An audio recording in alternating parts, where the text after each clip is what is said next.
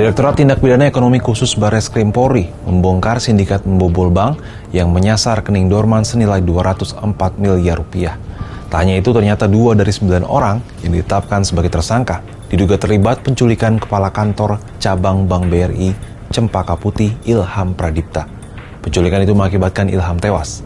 Seperti apa duduk perkaranya?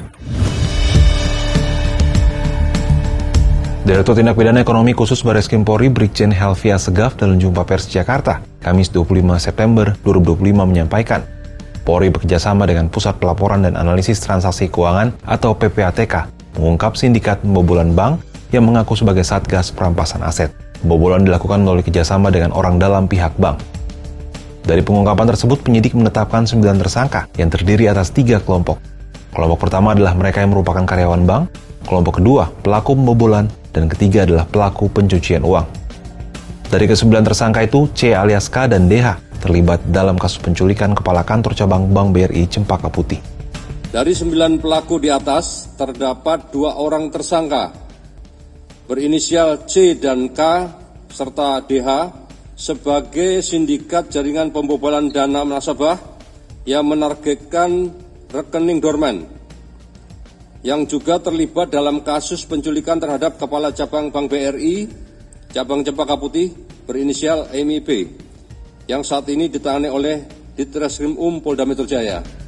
Lalu bagaimana modus operandi yang digunakan oleh para tersangka ini hingga akhirnya berhasil membobol rekening dorman dari berbagai bank dengan total mencapai 204 miliar rupiah? Helvi menuturkan, sindikat tersebut menyamar sebagai Satgas Perampasan Aset dan berhasil menyusup ke dalam sistem perbankan melalui kerjasama dengan pihak internal bank.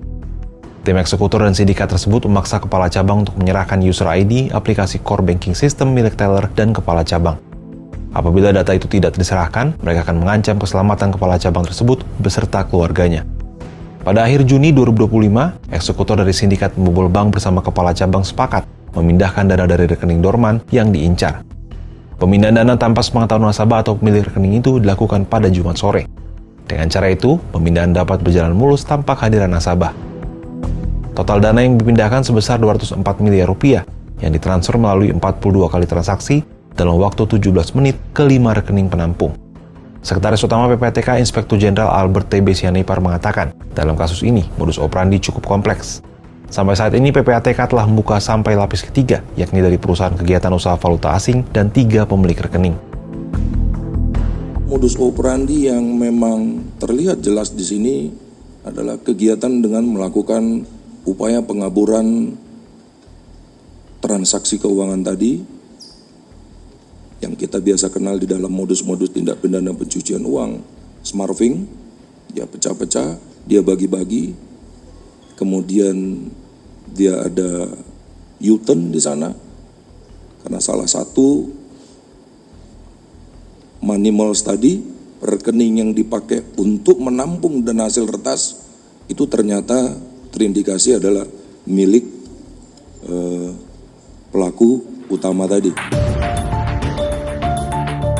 Para tersangka dijerat dengan sejumlah pasal dari 4 undang-undang berbeda, yakni Undang-Undang Perbankan, Undang-Undang Informasi dan Transaksi Elektronik, Undang-Undang Transfer Dana, serta Undang-Undang Pencegahan dan Pemberantasan Tindak Pidana Pencucian Uang.